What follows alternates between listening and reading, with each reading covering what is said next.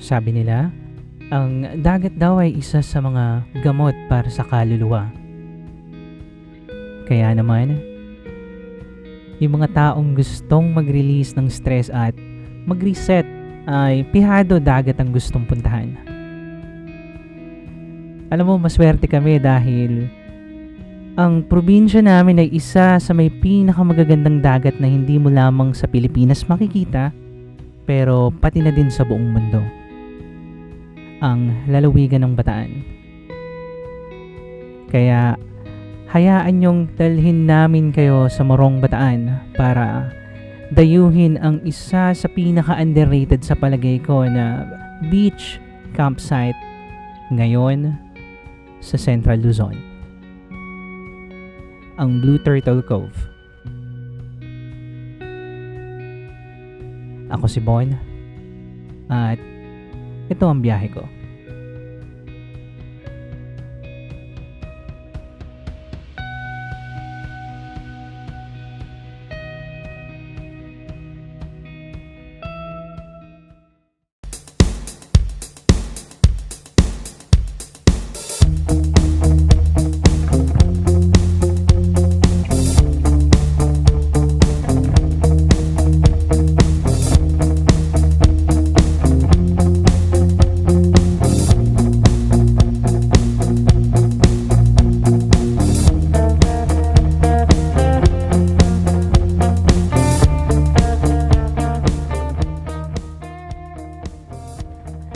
Alas 10 na ng umaga nung sinimulan naming bagtasin yung daan papunta sa destinasyon natin ngayong araw. Medyo excited kami dahil sa wakas, nakompleto na namin yung mga basic na camping equipment. Kung matatandaan nyo, nung nakaraang mga lakad natin nagre-renta lang kami ng mga kwarto at bumibili ng mga pagkain kaya hindi natin feel masyado yung camping.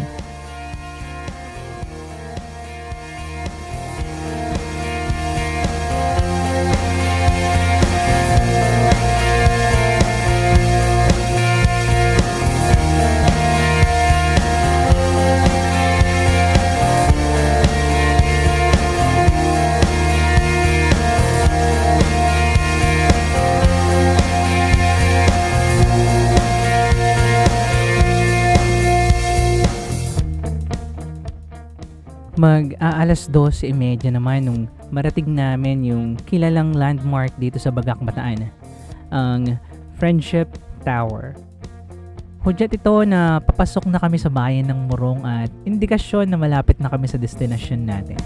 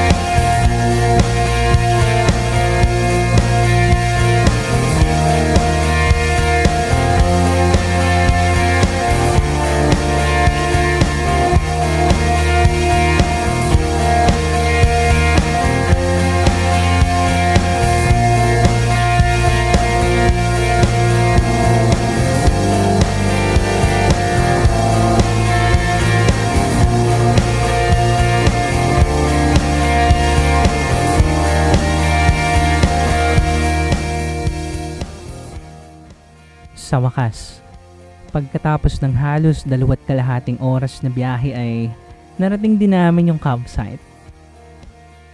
Walang masyadong naging aberya dahil maayos naman ang pin location nito sa Google. Nga pala, sakop ito ng Barangay Mabayo na halos dulong barangay na ng Morong bago mo marating ang boundary ng Bataan at Subic, Zambales.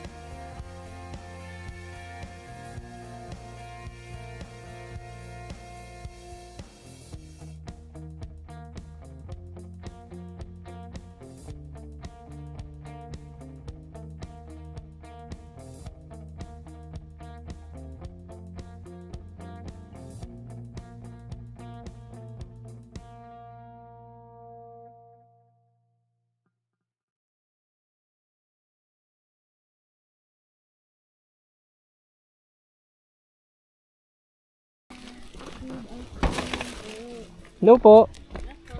Dalawa po kami, motor camp po. Overnight po? Opo, overnight po. Hanggang bukas. Kuya, doon. May saksakan po dyan, no? Mayroon po siya mga Opo. Saan po kami pwede? Mamili ka, mayroon po ng bakating kubo, mayroon naman dito. Magkano po pag dalawa? Ano po, 250 po per head. Sige po. Doon na lang po kami sa Kubonat. Saan tayo mahal? Bayad na po ba kami ngayon? Opo, ma'am. Ano naman? Para dire-diretso Para na. bukas pag out na, para naintindihin. Sabi po ng mga kilala namin, may tindahan daw po ng maiinom dito. Tubig, opo. Ayun, sakto. Refilling. Yellow po. Meron kayo Ay, yun tinda. ang ala po, sir. Okay. Pero may tinda, may Mayroon bibilan po po dyan rito. mabibilan pa Pabalik kinakaliwa po. po. Kanan. Oo. Ay, saan po yung kubo? Ito po ba? Opo, ito po. Mayroon Ah, po yung saksakan. dyan po may saksakan, tapos pwede kaming mamili kung saan namin Opo, gusto. pwede po. Sige po, salamat. Okay, sige.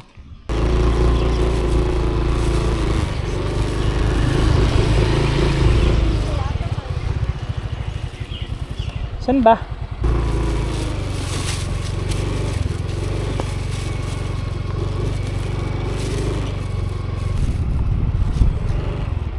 Diyan.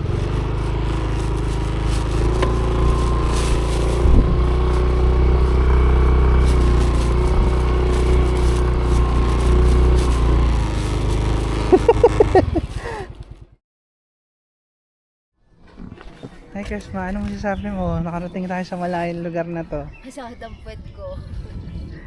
At ito lang yung gamit natin, napakalakas. Anong pangalan ng motor natin? Lightning. Lakas ni Lightning, ang dami namin dala. Diba? Lightning lang malakas. So wait lang, mag-assemble kami ng tent. Samahan niyo kami mag-assemble ng tent.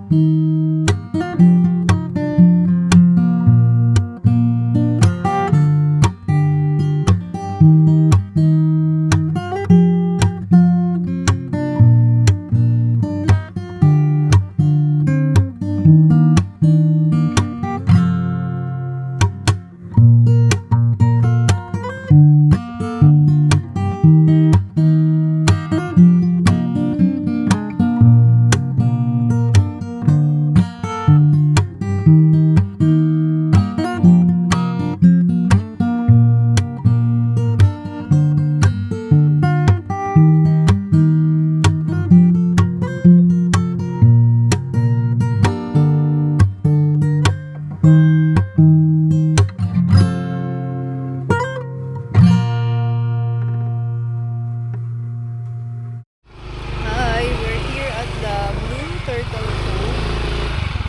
Yan. Ngayon mo lokal tayo. Ha? Lokal tayo. So, bibili lang kami ng... Lokal, para na kami lokal. Sige na. Ah.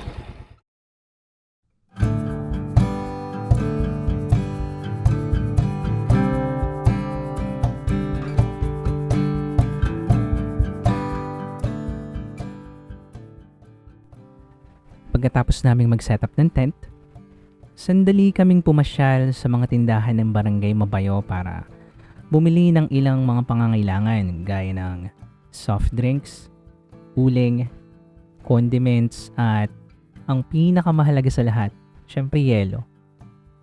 Kasama kasi sa strategy namin na ma-maximize yung pwede naming dalhin since nakamotor lang kami.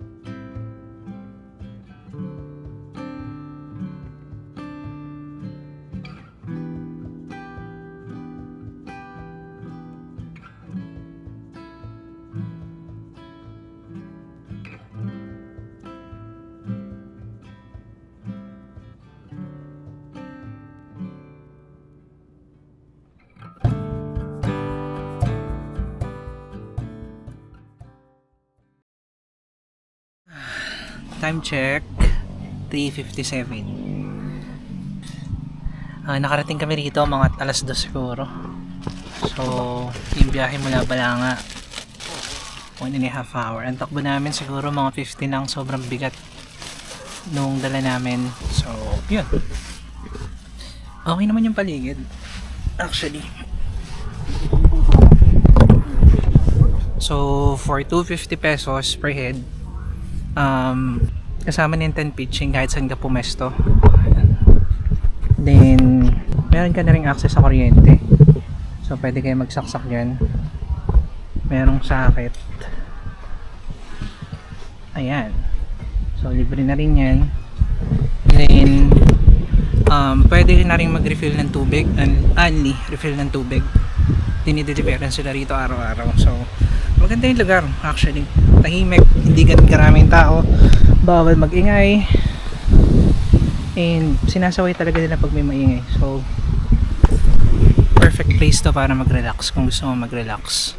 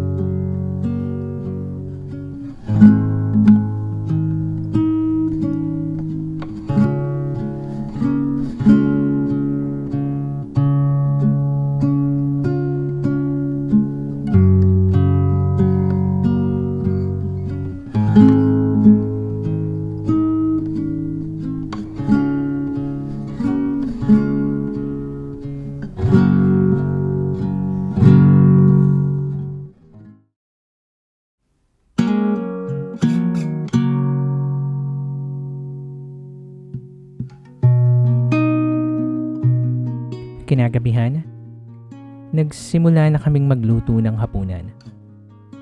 May kanya-kanya kaming mga toka sa mga gagawin para mabilis kaming matapos. Ako ang naka-assign sa pag-ihaw at si Chrismo naman ang naka-assign sa pagluluto ng ulam at kanin. Alam nyo yung mga babae laging sasabihin, okay na, ako na ang bahala, pero deep inside, kailangan nila ng kasama at katulong. Sabi nga ni Tata Lino, gagaan ang buhay kung pagtutulungan niyo ang mga bagay-bagay.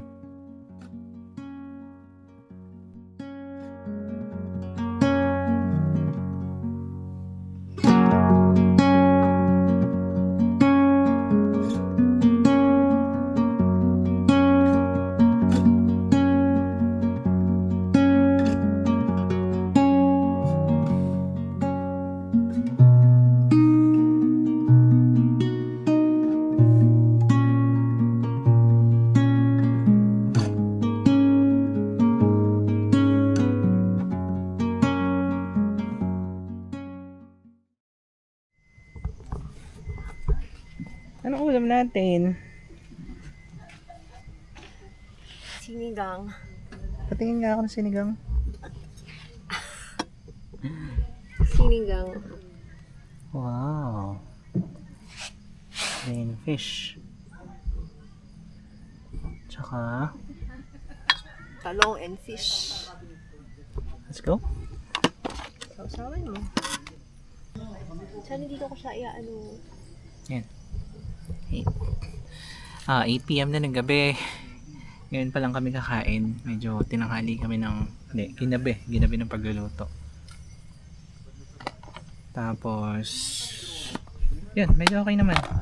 Since first time siguro, next time Medyo mas maaga na kayo magluluto, alam na namin. It's first time namin magka-camping talaga. Dati kasi may tutuluyan kami. Then order lang ng pagkain. Actually, matipid talaga yung ganito. Kaso kailangan mo maghanda since ikaw lahat yung gagawa. Effort, tama. A for effort. And most of the job siya yung gumawa. Halos lahat ng trabaho. Ano ba naman yung gagawin ko? Munti ko pa matapon yung sinigang.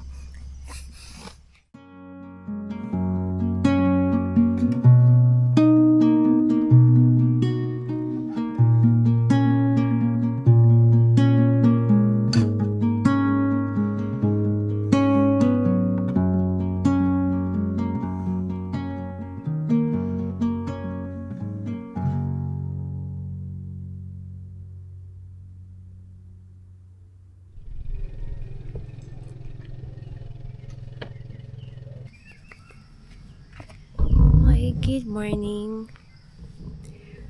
Good morning, Blue Turtle Cove. Wala pa tayong hilamos. Let's go outside. Okay, ito po yung view natin.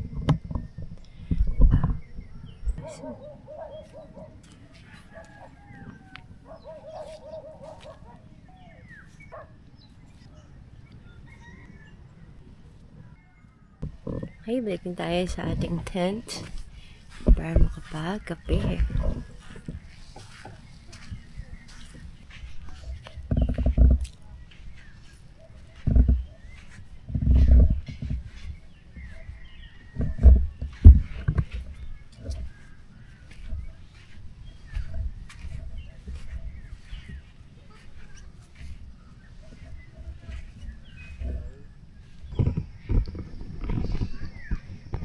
Okay. Okay, magkape na tayo.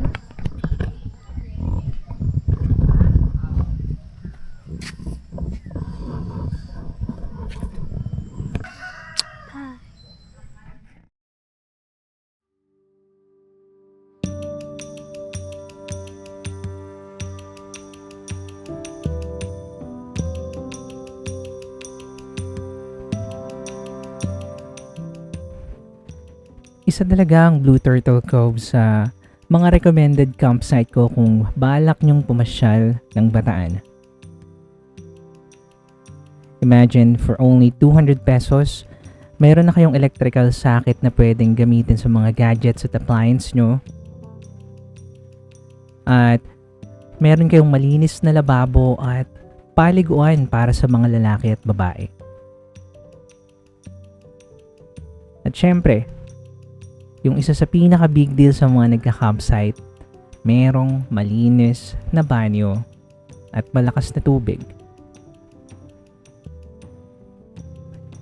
Bukod pa riyan, sinisigurado ng mga staff na sakto lang yung capacity ng campsite. Hindi overcrowded. In fact, meron kaming nakasabay dito na hindi na pinatuloy kasi puno na. Astig, 'di ba?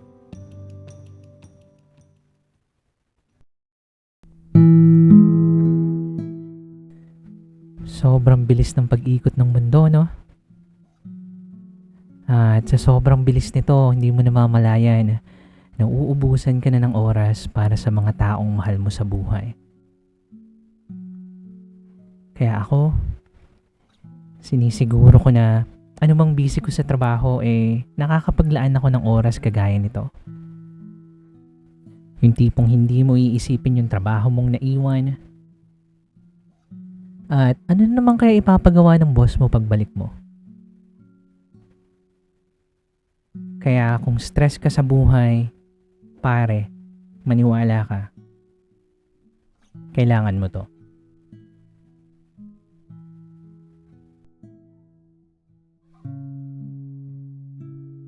Sa totoo lang, mas na-enjoy namin yung gantong setup sa dinami-dami ng napuntahan namin before. Hindi magarbo.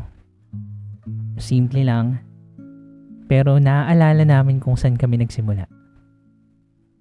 Back to roots, ika nga. Sabi nga ng lolo kong si Pedring, simple pero rock.